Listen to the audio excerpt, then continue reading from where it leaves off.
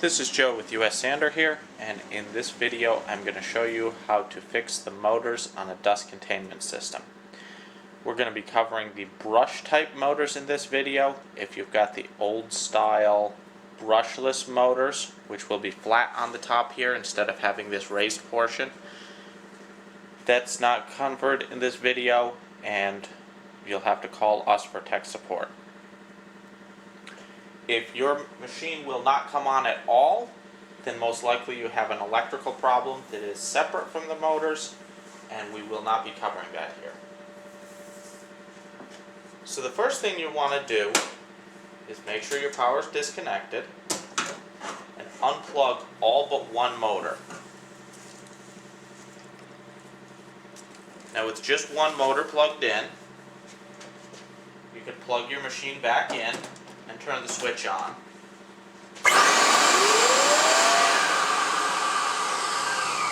So we know that motor's good.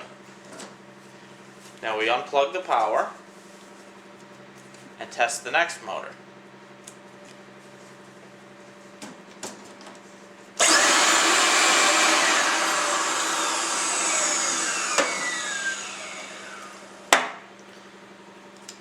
Now our third.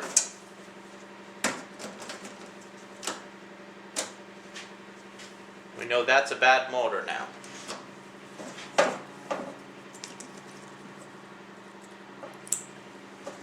Fourth. That one's definitely bad as well. So we have two motors that are not running at all, and these two are still running. But we're going to check the brushes, because most likely if two of them are not working, the other ones must not be far behind. So first you want to pull this clip out, and then the brush holder comes out and disconnects from the wire. These brushes are almost dead. They start out being about 1.25 inches long. When they get down less than 1/2 inch long, that's when you want to replace them.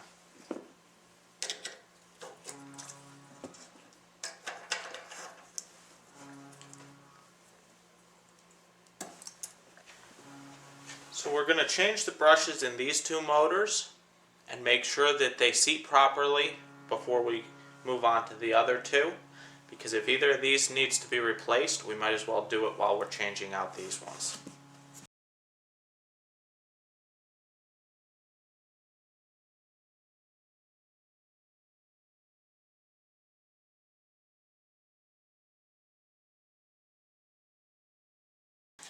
Your new brushes come wrapped on a card. That's to protect this brush, because this carbon is rather fragile where it attaches to the spring on the inside here.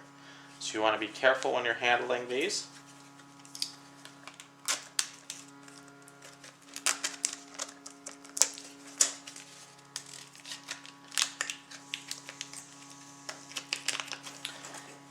Now if you look closely, where the wire attaches angles back just a little bit. If that was straight, the wire would actually hit the armature inside there, and you would get some severe arcing and it would break that wire. So we want to just be careful when we put this in to make sure that that wire angles back away from the motor. You're going to have to push the carbon into the holder and then carefully slide it down. With this all the way in, the clip goes back down and holds it firmly in place.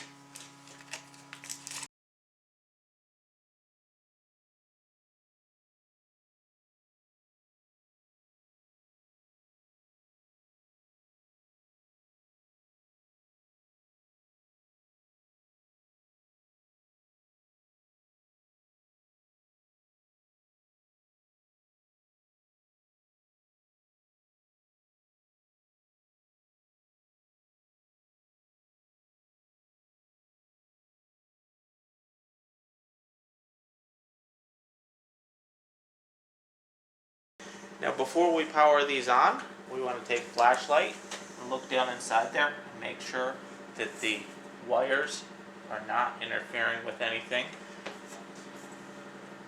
And on both of these, the wires move clearly back away from the armature, so we don't have to worry about that hitting.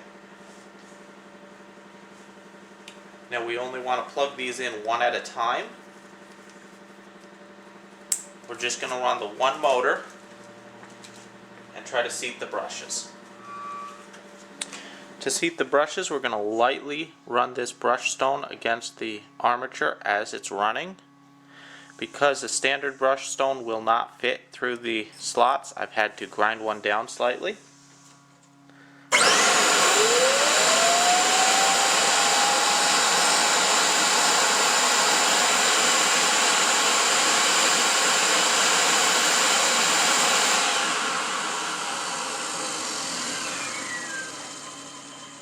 That motor's running good. We can see a faint blue line right where the brushes contact the armature inside there.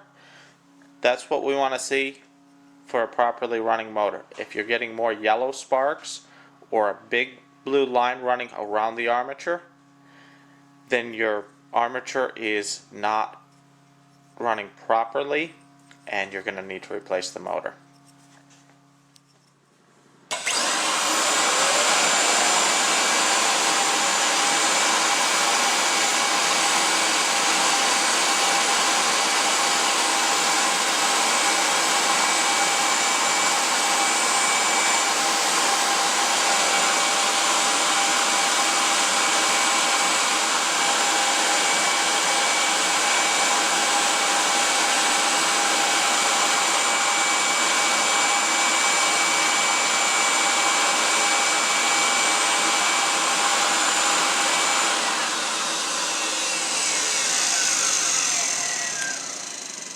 Now on this motor, we're getting heavier blue lines and some yellow sparks that is throwing out, which means that that brush is not running against that armature correctly, most likely due to some damage to that armature itself. So we're going to need to replace that motor as well.